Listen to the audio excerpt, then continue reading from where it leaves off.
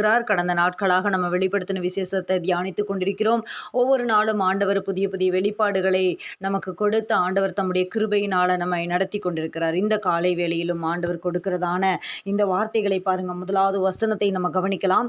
இவைகளுக்கு பின்பு இந்த காரியங்கள் எவைகளுக்கு பின்பு அப்படின்னு சொல்லி நம்ம பார்த்தோம்னா, முன்னாடி நம்ம பார்த்த அந்த காரியங்கள் முன்னாடி நம்ம பார்த்தோம். இந்த பாபிலோன் வீழ்த்தப்படுகிறது.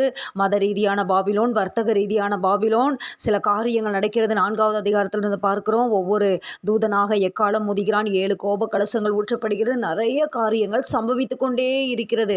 பயங்கரமான காரியங்கள் சம்பவிக்கிறது பாருங்க. தேவனுடைய அந்த முத்திரையை தரித்திராதவர்களை, பிசாசினுடைய முத்திரையை தரித்தவர்களை என்ன பண்ணுது? வெட்டுக்கிளிகள் புறப்பட்டு வந்து 5 மாதம் அளவும் அவர்களை துன்பப்படுத்துது. பயங்கரமா சூரியன் தகிக்குது, தண்ணி ரத்தமா மாறுது. இந்த காரியங்கள் எல்லாம் அப்படியே இவைகளுக்கு பின்பு நடந்து கொண்டே இருக்கிறது. உபத்திரவத்தின் காலம், மகா உபத்திரவத்தின் காலத்துல தேவனுடைய அந்த நியாயந்தீர்ப்புகள் காரியங்கள் அப்படியே கொடுக்கப்படுகிறது. 7 இடிகள் பேசினதை முத்திர போடுன்னு ஆண்டவர் யோவானுக்கு சொல்லிடுவாரு பாருங்க. அந்த அடுத்தது என்ன நடக்கிறது அப்படின்னா, 7 கோப கலசங்கள் ஒவ்வொரு கலசமாக ஊற்றப்படுகிறது. இப்படிப்பட்ட காரியங்கள் நடந்து கொண்டு இருக்கிறது. அப்ப இவைகளுக்கு பின்பு, இந்த காரியங்களுக்கு பின்பு ஒன்று நடக்கிறது. பரலோகத்தில் திரளான ஜனங்கள் இடுகிற ஆரவாரத்தை கேட்டேன். திரளான ஜனங்கள் ஆரவாரம் போடுறாங்களாம். அவர்கள் என்ன சொல்றாங்களாம்? அல்லேலூயா, ரட்சண்யமும் மகிமையும் கனமும் வல்லமையும் நம்முடைய தேவனாகிய கர்த்தருக்கே உரியது. அவருடைய நியாயந்தீர்ப்புகள் சத்தியமும் நீதியுமானவைகள். அல்லேலூயா. அப்ப என்ன நடந்துச்சு? நியாயந்தீர்ப்பு நடந்து முடிஞ்சிருச்சு. நியாயந்தீர்ப்பு நடந்துருச்சு.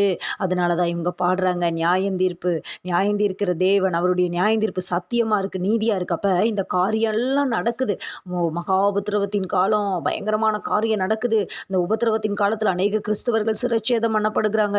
மகா உபத்திரவத்தின் காலத்துல ஒரு கூட்ட யூதர்கள் வடாந்தரமான ஒரு இடத்திற்கு அவர்களை போஷித்து காப்பாற்றும்படி ஆண்டவர் சில காரியங்களை நியமிக்கிறார், அனுப்புகிறார். இதெல்லாம் நடந்து முடிஞ்சு அந்த அந்தி கிறிஸ்துனுடைய ஆட்சி முடிவுக்கு வரணும் அப்படின்னு சொன்னா ஆண்டவர் இறங்கி வரணும். ஆண்டவர் இறங்கி வந்தாலொழிய அந்த காரியங்கள் நடக்காது. அவனுடைய ஆட்சி முடிவுக்கு வராது. 7 வருஷம் தான் அவனுக்கு கொடுக்கப்பட்டிருக்கிறது. கடைசியில அந்த 7 வருஷம் முடிவில் ஆண்டவர் வருவார். 7 வருஷம் முடிவில் ஆண்டவர் வருவார். ஹல்லேலூயா. அப்ப நியாயந்தீர்ப்புகள் நடக்கிறது. முன்னாடி பார்த்த அதிகாரத்துல கொடுக்கப்பட்ட அந்த வசனங்கள் நியாயந்தீர்ப்பு, பாபிலோனுக்கு கொடுக்கப்படுகிறதான நியாயந்தீர்ப்பு. அது விழுந்தது, ஒரே நாளிகையிலே விழுந்தது. அந்த காரியங்கள் நடக்கிறது. 2வது வசனத்தை பாருங்க. தன் வேசித்தனத்தினால் பூமியை கெடுத்த மகா வேசிக்கு அவர் நியாயந்தீர்ப்பு கொடுத்து தம்முடைய ஊழியக்காரரின் இரத்தத்திற்காக அவளிடத்தில் பழி வாங்கினாரே என்றார்கள். இந்த நியாயந்தீர்ப்பு நடந்து முடிஞ்ச ஆண்டவர் பழி வாங்குகிற காரியம் நடந்து முடிஞ்சிருச்சே. மறுபடியும் அவர்கள் அல்லேலூயா என்று சொல்லி ஆர்ப்பரித்தார்கள். அவளுடைய புகை என்றென்றைக்கும் எழும்புகிறது என்றார்கள். இங்க அல்லேலூயா அப்படிங்கிற வார்த்தையை பார்க்கிறோம். புதிய ஏற்பாட்டில் எங்கேயுமே அல்லேலூயாங்கிற வார்த்தை இல்லை பிரியமானவர்களே. சங்கீத புத்தகத்துல பழைய ஏற்பாட்டில் அல்லேலூயான்ற வார்த்தையை நம்ம பார்ப்போம். அதற்கு பின்னாடி புதிய ஏற்பாட்டில் முதலாக அல்லேலூயா அப்படிங்கிற அந்த சத்தம் கேட்கிறதான வேத பகுதி இந்த வெளிப்படுத்தின விசேஷம் 19வது அதிகாரம் தான். இந்த இடத்துல தான் 4 இடத்துல அப்படின்னு நினைக்கிறேன் அல்லேலூயா அப்படிங்கிற வார்த்தை வந்து ஒரு மூப்பர்களும் ஒரு இடத்துல அல்லேலூயா அப்படின்னு சொல்லுவாங்க. அப்ப அல்லேலூயா தேவனை துதின்னு அர்த்தம், தேவனுக்கே மகிமைன்னு அர்த்தம். அல்லேலூயா என்று ஜனங்கள் ஆர்ப்பரிக்கிறாங்க. ஆமா, இந்த நியாயந்தீர்ப்பெல்லாம் நடந்து முடிஞ்சதுக்கு பின்னாடி அல்லேலூயா என்று ஜனக்கூட்டங்கள் ஆர்ப்பரிக்கிற அந்த சத்தத்தை நம்ம பார்க்க முடியும். மறுபடியும் அவர்கள் அல்லேலூயான்னு ஆர்ப்பரிச்சாங்க பாருங்க. 24 மூப்பர்களும் 4 ஜீவன்களும் வணக்கமாய் விழுந்து ஆமேன் அல்லேலூயா என்று சொல்லி அந்த 24 மூப்பர்களும் சொல்றாங்க, 4 ஜீவன்களும் சொல்றாங்க. இவங்கெல்லாம் சொல்ல ஆமேன் அல்லேலூயா என்று சொல்லி சிங்காசனத்தின் மேல் வீற்றிருக்கும் தேவனை தொழுது கொண்டார்கள். மேலும் நமது தேவனுடைய ஊழியக்காரரே, அவருக்கு பயப்படுகிற சிறியோரும் பெரியோருமானவர்களை நீங்கள் யாவரும் அவரை துதியுங்கள் என்ற ஒரு சத்தம் சிங்காசனத்திலிருந்து பிறந்தது. சிங்காசனம் ஆளுகை செய்யக்கூடிய ஸ்தானம், ஆளுகிறவர்கள் அமர்கிற இடம். அந்த சிங்காசனத்திலிருந்து ஒரு சத்தம் பிறக்குது. எல்லாரும் நீங்க துதியுங்க, தேவனை துதியுங்க. ஆமா, சிறியோரும் பெரியோருமானவர்களை நீங்க தேவனை துதியுங்க அப்படின்னு சொல்லி அப்பொழுது திரளான ஜனங்களிடம் ஆரவாரம் போலவும் பெருவெள்ளை இறைச்சல் போலவும் பலத்த இடிமுழக்கம் போலவும் ஒரு சத்தம் உண்டாகி அல்லேலூயா, சர்வ வல்லமையுள்ள தேவனாகிய கர்த்தர் ராஜ்யபாரம் பண்ணுகிறார். அல்லேலூயான்ற சத்தத்துல பரலோகமே நிறையுது பாருங்க. அல்லேலூயான்ற சத்தத்துல நம்மளெல்லாம் என்ன கூப்பிடுறாங்க? சமீப நாட்களா கிண்டலா என்ன கூப்பிடுறாங்க? சமீப நாட்களா இல்லை, ரொம்ப நாளாகவே அல்லேலூயா கூட்டம் அப்படின்னு சொல்லி. ஆனா அருமையா சாராள் நவரோஜ்யமா பாடுவாங்க. அல்லேலூயா கூட்டத்தில் நான் மகிழ்ந்தால் போதும் அப்படின்னு சொல்லிட்டு லிசி தாசையாமான்னு நினைக்கிறேன், அவங்க பாடின பாட்டு இது. இன்ப இயேசு ராஜாவை நான் பார்த்தால் போதும்ல, அந்த பாட்டு அருமையான பாடல்.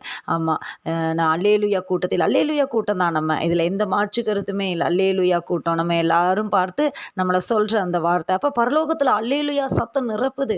அல்லேலூயா அப்படிங்கிற சத்தம் நிரப்புது.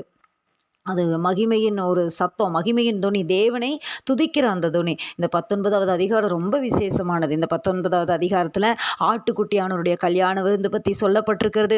அர்மகெதோன் யுத்தத்தை பற்றி சொல்லப்பட்டிருக்கிறது. அந்த முன்னாடி இப்போ நம்ம வாசித்த அந்த பகுதிகளில் அந்த நியாயந்தீர்ப்பு முடிஞ்சோன்னு நடக்கிற அந்த பரலோகத்தில் ஒரு களி கூறுதல் சொல்லப்பட்டிருக்கிறது. அருமையான ஒரு அதிகாரமாக இந்த அதிகாரம் இருக்கிறது.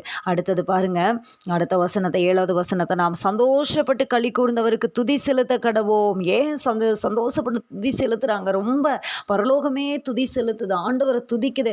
சந்தோஷப்பட்டு நம்ம துதி செலுத்துவோம். ஆட்டுக்குட்டியானவருடைய கல்யாணம் வந்தது, அவருடைய மனைவி தன்னை ஆயத்தம் பண்ணினாள் என்று சொல்ல கேட்டேன். மனைவி ஆயத்தம் பண்ணிட்டா, தன்னை ஆயத்தம் பண்ணிட்டா. கல்யாணம் விருந்து வந்தது. அந்த கல்யாணம் வந்தது. சுத்தமும் பிரகாசமுமான மெல்லிய வஸ்திரம் தரித்து கொள்ளும்படி அவளுக்கு அளிக்கப்பட்டது. அந்த மெல்லிய வஸ்திரம் பரிசுத்தவான்களுடைய நீதிகளே, பரிசுத்தவான்களுடைய நீதி. பாருங்க, இந்த உலகத்தில் இருக்கிற வரைக்கும் நம்ம யாரு? சபை. இந்த வரைக்கும் சபை, தெரிந்து கொள்ளப்பட்ட ஒரு கூட்டம், ஒரு குரூப்பு, தெரிந்து கொள்ளப்பட்ட ஒரு கூட்டம் அப்படின்னு பேர். சபைனா என்ன பேர்? சபை என்பது நம்ம ஒரு கட்டிடத்தையோ ஒரு காரியத்தையோ குறிக்காது. இன்னைக்கு நம்ம சபைன்னு போகிறோம், ஒரு கட்டிடத்துக்குள்ளே போகிறோம். ஆண்டவருக்கு எது மெயின் அப்படின்னா நம்ம எல்லாரும் தான். நம்ம எல்லாம் கூடி ஆராதிக்கிற ஒரு கூட்டம். நம்ம ஒவ்வொருவருமே தனித்தனியாக ஆண்டவர் எப்படி பார்க்குறாரு? சபையாக பார்க்குறாரு. சரீரமாகிய ஆலயம். நம்ம ஒவ்வொருத்தரும் தனித்தனியாக சபை. அப்போ இந்த பூமியில் இருக்கிற வரைக்கும் நம்ம எல்லாரும் யார்? சபை. நம்ம தெரிந்து கொள்ளப்பட்ட கூட்டம். ஆனால் மீட்கப்பட்ட பின்னாடி, அங்கே போன பின்னாடி நம்ம யார்? மணவாட்டிகள். ஆண்டவருக்கு யார்? நம்ம மணவாட்டிகள். மணவாட்டியாக நம்ம காணப்படுவோம். அப்போ இந்த ஆட்டுக்குட்டியானவருடைய இந்த மணவாட்டியோடைய அந்த ட்ரெஸ் என்னன்னா மெல்லிய வஸ்திரம், சுத்தமும் பிரகாசமான மெல்லிய வஸ்திரம். என்ன இது அப்படின்னா பரிசுத்தவான்களுடைய நீதி. அப்போ நீதி உள்ளவங்க தான் அங்கே போவாங்க. அசுத்தமானது, தீட்டுள்ளது, பொய்யையும் அருவருப்பையும் நடக்கிற எதுவும் அதுக்குள்ளே போக முடியாது. அதற்காக தான் இந்த உலகத்தில் நம்ம என்ன பண்ணுறோம்? பரிசுத்தமாகுதலை தெய்வ பயத்தோடே பூரணப்படுத்த கடவும். அதற்காக தான் பரிசுத்தம் உள்ளவன் இன்னும் பரிசுத்தமாகட்டும். அப்போ அங்கே உடுத்திக்கொள்ள ட்ரெஸ்ஸே என்னன்னா பரிசுத்தவான்களுடைய நீதிகளே. அதுதான் அந்த நீதியின் வஸ்திரம், நீதியின் சால்வை. ஆமாம், அந்த காரியங்கள் தான். பின்னும் அவன் என்னை நோக்கி, ஆட்டுக்குட்டியானவரின் கல்யாண விருந்துக்கு அழைக்கப்பட்டவர்கள் பாக்கியவான்கள் என்று எழுது. அந்த கல்யாண விருந்துக்குள்ளே வர்றவங்க பாக்கியவான்கள். ஆமாம், மேலும் இவைகள் தேவனுடைய சத்தியமான வசனங்கள் என்று என்னுடனே சொன்ன. சத்தியமான வசனங்கள். வேத ஆராய்ச்சியாளர்கள் சொல்கிறாங்க, பைபிள் ஸ்காலர்ஸ் சொல்கிறாங்க, அந்த ரகசிய வருகையில் ஒரு நொடி பொழுதில் மறுரூபமாக்கப்பட்டு எடுத்துக்கொள்ளப்பட்ட அந்த பரிசுத்தவான்கள் மத்திய ஆகாயத்தில் ஆண்டவரை சந்திப்பாங்க. இவர்கள் உயிரோடு இருக்கிற பரிசுத்தவான் எடுத்துக்கொள்றதுக்கு முன்னாடியே கர்த்தருக்குள் மரித்தவர்கள் முதலாவது அவர்கள் மறுரூபமாக்கப்பட்டு எடுத்துக்கொள்ளப்படுவார்கள். பின்பு உயிரோடு இருக்கிற நாமும் மறுரூபமாக்கப்பட்டு எடுத்துக்கொள்ளப்படுவோம். இவர்களெல்லாம் என்ன பண்ணுவாங்க? மத்திய ஆகாயத்தில் இயேசு கிறிஸ்துவை சந்திப்பாங்க. இந்த ரகசிய வருகை வந்தோன்னே உடனே என்ன ஆகும்? அந்தி கிறிஸ்துவனுடைய வருகை இந்த பூமியில் நடக்கும். 7 வருஷம் அப்போ தான் ஸ்டார்ட் ஆகுது. அப்போ இவர்களுக்கு என்ன சொல்கிறாங்களா பைபிள் ஸ்காலர்ஸ்? அந்த மத்திய ஆகாயத்திலே ஆண்டவர் அவர்களை சந்திக்க வருவார். வரும்போது தூதர்கள் தான் என்ன பண்ணுவாங்க? எக்காலம் ஊதுவாங்க. ஆண்டவர் கீழே பூமிக்கு வரமாட்டார். மத்திய ஆகாயத்தில். இது ரகசிய வருகை. அதுதான் வசனங்கள் சொல்லுகிறது. திருடனை போல வருவேன், உன் நிர்வாணம் காணப்படாதபடிக்கு நீ எப்பொழுதும் உன்னோட வஸ்திரத்தை உடையவனாயிரு.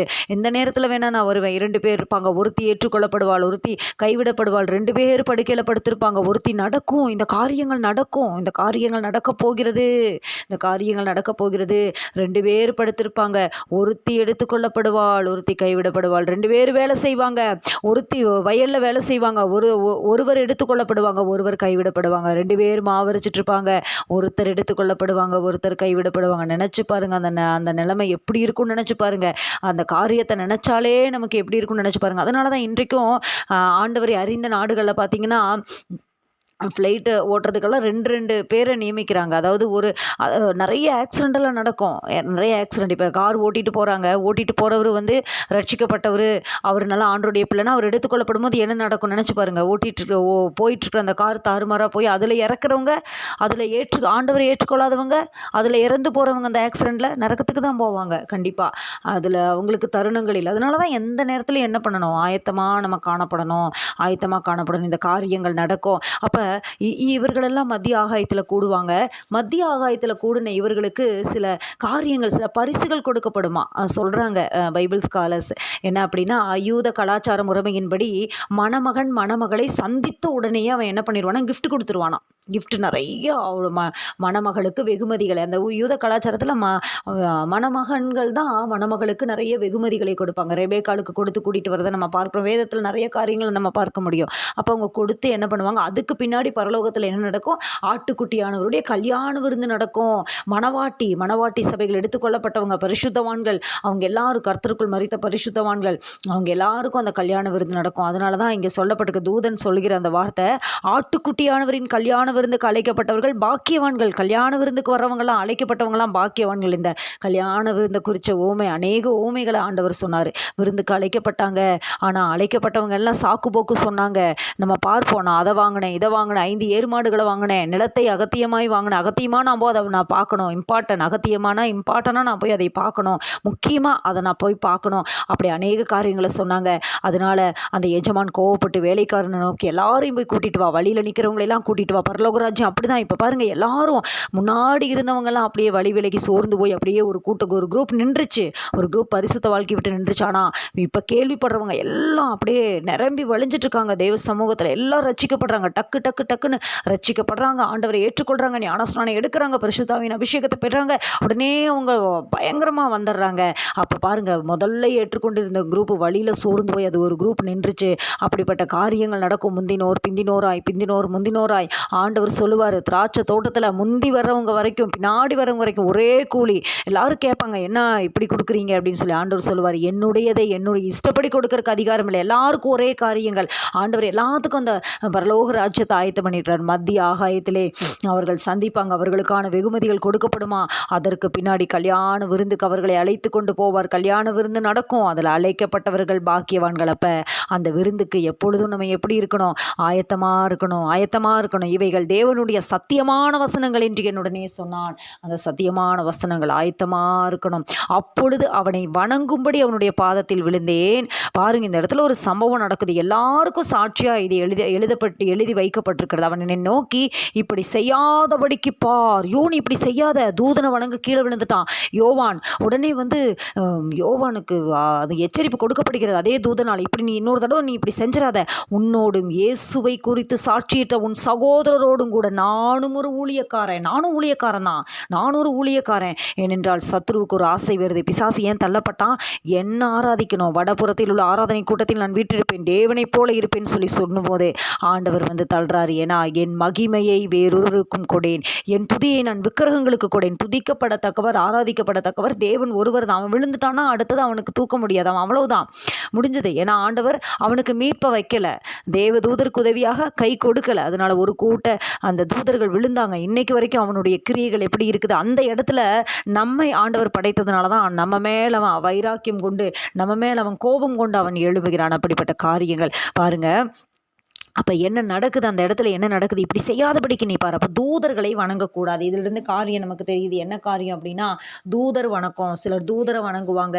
தூதர்களை போய் அவங்க ப்ரேயர் பண்ணுறதோ, இந்த பரிசுத்தவான்களிடத்தில் ப்ரேயர் பண்ணுறதோ, எங்களுக்காக வேண்டிக் கொள்ளுங்கள்னு சொல்கிறதோ அபத்தமான ஒரு காரியம். அப்படி அவர்களால் பண்ண முடியாது, அப்படி அவர்கள் செய்யவே முடியாது. ஆண்டவர் இந்த பூமியில் இருக்கும்போது அந்த காரியங்களை நிரூபித்து காண்பித்தார்.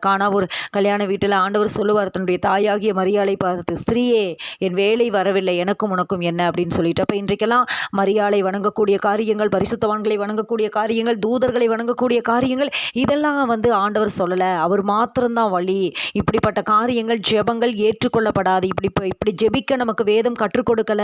இது மனிதர்களுடைய முறைமை. இந்த முறைமையை மாற்றக்காக தான் மார்ட்டின் லூதர் என்பவர் போராடி அந்த காரியத்தில், அதுக்கு பின்னாடி தான் புராட்டஸ்டன்ட் மெதஸ்டிக் சபைகள் அதற்கு பின்னாடி தான் பிறந்தது.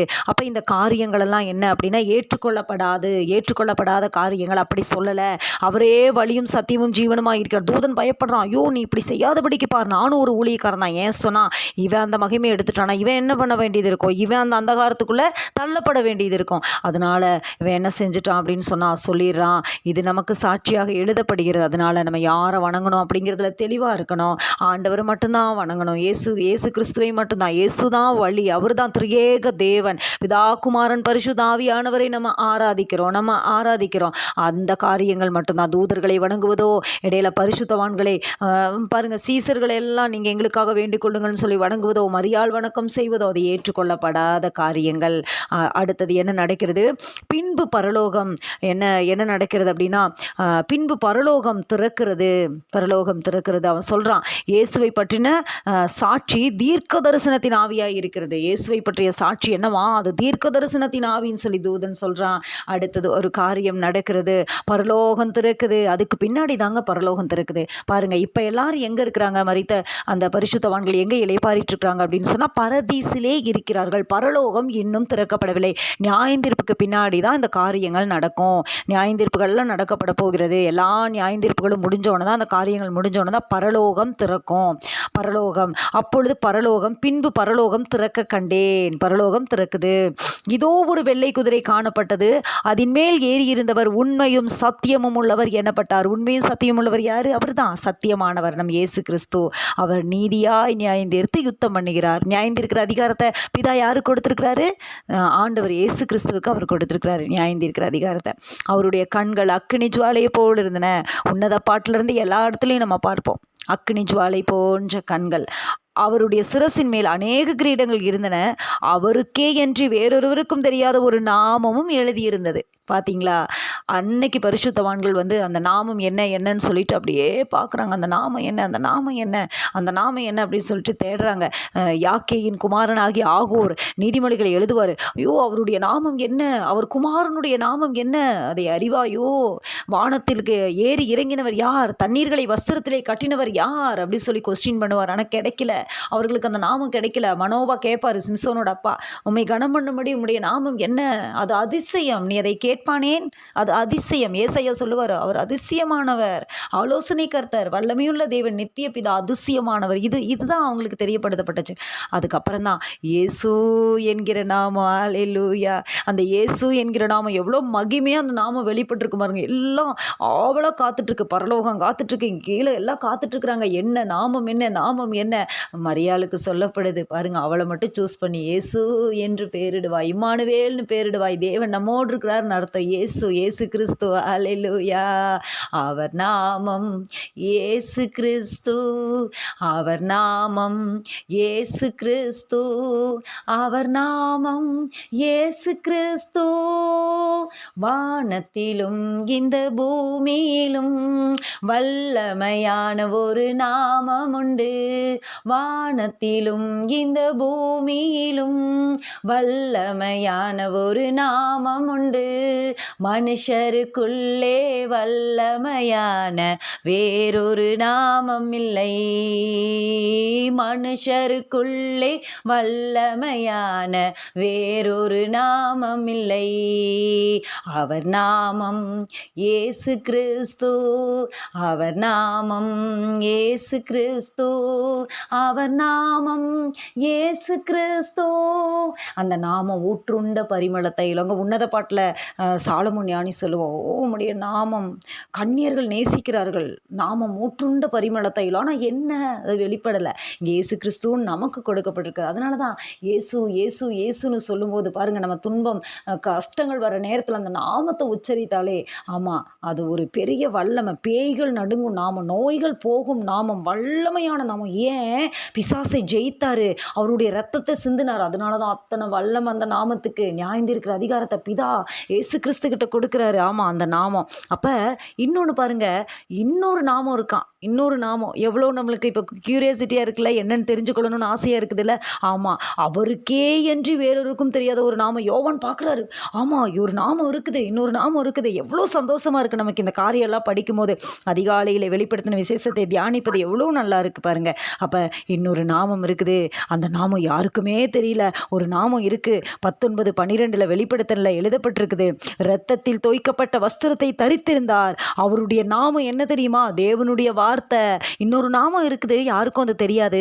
ஆனால் அவர் யாருன்னா தேவனுடைய வார்த்தை, வார்த்தையானவர். அவர் வார்த்தையான தேவன். ஆமாம், வார்த்தை, அந்த வார்த்தை மாம்சமாகி யோவான் எழுதுவார். யார் அவர்? அவர் தான் இயேசு கிறிஸ்து. அவருக்கு இன்னொரு நாமம் இருக்குது, இன்னொரு நாமம் இருக்குது. அவருக்கே இன்றி தெரியாத ஒரு நாமம் இருக்குது, வார்த்தையானவர். வார்த்தையானவரே, ஆதியில் இருந்தவரே, எனக்காய் வருபவரே, எல்லாம் தருபவரே. வார்த்தையான தேவன் அவர். அவரை பாட, அவரை நம்ம தியானிக்க தியானிக்க தியானிக்க நம்ம உள்ளம் குதூகலத்தால் நிறையணும். அடுத்தது பாருங்க, பரலோகத்தில் உள்ள சேனைகள் வெண்மையும் சுத்தமுமான மெல்லிய வஸ்திரம் தரித்தவர்களாய் வெள்ளை குதிரைகளின் மேல் ஏறி அவருக்கு பின் சென்றார்கள். எங்கே போகிறாங்க? திடீர்னு என்ன காட்சி மாறுது, பரலோகத்தில் மாறுது பாருங்க, அப்படி அப்படியே காட்சி மாறுது. ஆட்டுக்கு ரகசிய வருகைக்கு பின்னாடி நடக்கிற அந்த ஆட்டுக்குட்டியானவருடைய கல்யாண விருந்து சொல்லப்படுது. நடுவில் முதல்ல ஆரம்பத்தில் என்ன சொல்லப்படுது? நியாயந்தீர்ப்பு முடிஞ்சோன்னா பரலோகத்தில் ஒரு கலிகூறுதல் உண்டாகுது, அந்த காரியம் சொல்லப்படுது. இதை நம்ம 1 by 1 அப்படியே நம்ம பிரித்து படிக்கணும். இது அப்படியே கண்டினியூவாக நடக்கிற சம்பவம் இல்லை, 1 by 1 ஒரு காரியத்துக்கு பின்னாடி இந்த காரியம் நடக்குது பாருங்கள். நியாயந்தீர்ப்பு முடிஞ்சோன்னு நடக்கிற காரியம் 1வது வசனத்திலிருந்து வருது. அதுக்கு பின்னாடி ஆட்டுக்குட்டியானவருடைய கல்யாண விருந்து சொல்லப்படுகிறது. அதுக்கப்புறம் பரலோகத்தில் இருக்கிற இந்த காரியங்கள் என்ன? அர்மகெதோன் யுத்தம். இது எப்போ நடக்குது? அந்த 7 வருஷத்தின் முடிவில், அந்த 7 வருஷம், அந்த உபத்திரவத்தின் காலம், மகா உபத்திரவத்தின் காலத்தில் அர்மகெதோன் யுத்தம் நம்ம பார்த்துட்டோம். அர்மகெதோன் யுத்தம் எப்படி அப்படிங்கிறத. அப்போ அந்த காரியம் வந்து நடக்குது. அதுக்கு தான் இவங்க உடனே ரெடி ஆகுறாங்க. எல்லாம் வெள்ளை குதிரைகளின் மேல் ஏறி பரிசுத்தவான்கள் பின்னாடி போகிறாங்க.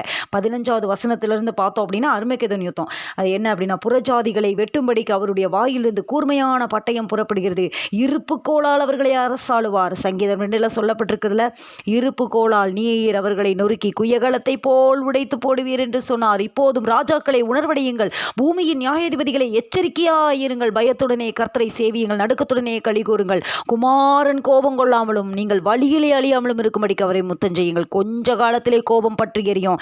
அதுதான் இது, கொஞ்ச காலத்திலே பற்றி எரிகிற அந்த கோபம் அப்படியே கொஞ்சம் கொஞ்சமாக பற்றி எரிந்து அப்படியே இந்த பூமியில் சில காரியங்களை கொடுத்துட்டு அந்த மகா உபத்திரவத்தின் காலம் முடிவில் பகிரங்கமாக இறங்கும் அந்த கோபம், அதுதான் அர்மகெதோன் யுத்தம். குயகலத்தை போல் உடைத்து போடுவார், இருப்பு கோளால் அவர்களை அரசாளுவார். அவர் சர்வ வல்லமையுள்ள தேவனுடைய உக்கிர கோபமாகிய மது உள்ள ஆலையை மிதிக்கிறார். இந்த ஏசாயா 63 சொல்லப்படும் அந்த மது உள்ள ஆலையை மிதிக்கிற காரியம். என்னுடைய வஸ்திரங்கள் எல்லாம் அந்த திராட்சை அந்த ரசத்தினால நனைந்தது, அப்படியே நான் ஒருவனாக ஆலை ஆடினேன் அப்படின்னு ஆண்டவர் பேசுவார். அதெல்லாம் அந்த தீர்க்க தரிசன வசனங்கள், இதனுடைய காரியங்கள். அடுத்தது பாருங்க, ராஜாதி ராஜா கர்த்தாதி கர்த்தா என்னும் நாமம் அவருடைய வஸ்திரத்தின் மேலும் அவருடைய தொடையின் மேலும் எழுதப்பட்டிருந்தது.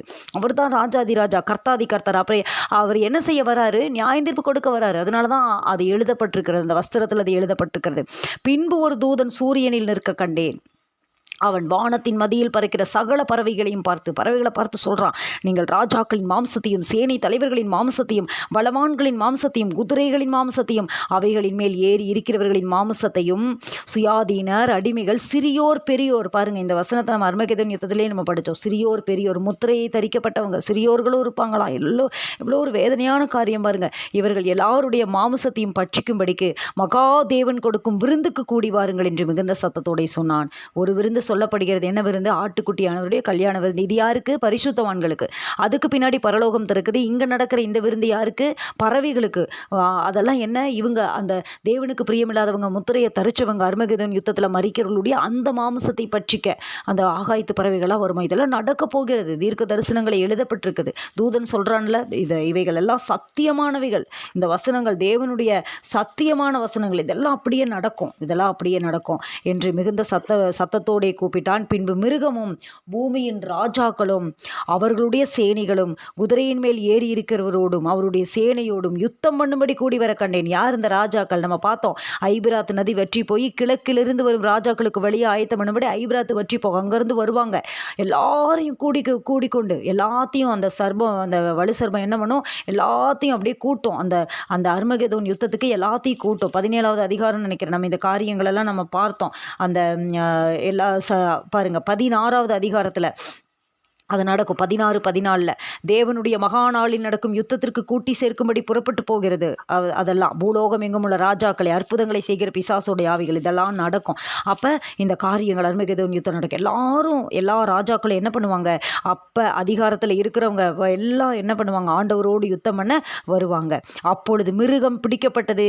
ஆண்டவர் பிடிப்பார், மிருகத்தை பிடிப்பார். மிருகத்தின் முன்பாக செய்த அற்புதங்களால் அதன் முத்திரையை தரித்தவர்களையும் அதன் சொரூபத்தை வணங்கினவர்களையும் மோச மோசம் போக்கின கள்ள தீர்க்கதரிசியும் கூட பிடிக்கப்பட்டான். இருவரும் கந்தகம் எரிகிற அக்கினி கடலிலே உயிரோடே தள்ளப்பட்டார்கள். உயிரோடு தள்ளப்படுவாங்க. கந்தகம் எரிகிற அக்கினி கடல் நரகத்தில் உயிரோடு அவர்கள் தள்ளப்படுகிறார்கள். மற்றவர்கள் குதிரையின் மேல் ஏறினவருடைய வாயிலிருந்து புறப்படுகிற பட்டயத்தால் கொல்லப்பட்டார்கள். இருபுறமும் கருக்குள்ள பட்டயம் அவர் வாயிலிருந்து புறப்படுகிறது அப்படின்னு நம்ம பார்க்கிறோம். அவர்களுடைய மாமிசத்தினால் பறவைகள் யாவும் திருப்தி அடைந்தன. இந்த காரியங்கள் நடக்கப் போகிறது. இந்த காரியங்கள் எழுதி வைக்கப்பட்டிருக்கிறது. நிறைய விஷயங்கள் இந்த 19வது அதிகாரம் விசேஷமான அதிகாரம். நிறைய காரியங்கள் இதில் இருக்கிறது. ஆட்டுக்குட்டியானவருடைய கல்யாண விருந்து முதலாவது பகுதி பார்த்தோம்னா அந்த நியாயந்தீர்ப்புக்கு பின்னாடி பரலோகத்தில் உண்டாகிற ஒரு களி கூறுகிற ஒரு சத்தம், அல்லேலூயா அப்படிங்கிற சத்தம், ரட்சணியமும் மகிமையும் எல்லாம் ஆண்டவருக்கு தான் சொல்கிற சத்தம். அடுத்தது அர்மகெதோன் யுத்தத்திற்கு அந்த பரலோகம் திறக்கிற அந்த காட்சி, அர்மகெதோன் யுத்தத்திற்கு நடக்கிற அந்த காரியங்கள், எல்லா காரியங்களையும் ஆண்டவர் நமக்கு எழுதியிருக்கிறார். ஆண்டவர் தம்முடைய ஆவியினாலே நமக்கு வெளிப்படுத்தி இருக்கிறார். எவ்வளவு பாக்கியவான்கள், எவ்வளவு நம்ம பாக்கியவான்களாக இருக்கிறோம். இந்த வெளிப்படுத்தின விசேஷத்தை சில நேரத்தில் நம்ம படிக்காமல் நிறைய காரியங்களை நமக்கு சொல்கிறார். தூதனை வணங்கக்கூடாது, வேற யாரையும் வணங்கக்கூடாது. தூதனே சொல்றா, இப்படி நீ செய்யாதபடிக்கு நீ பார், நானும் ஒரு ஊழியக்காரன், தூதர்களை தூதர் வணக்கம் செய்யக்கூடாது. நிறைய காரியங்கள் எழுதப்பட்டிருக்கிறது.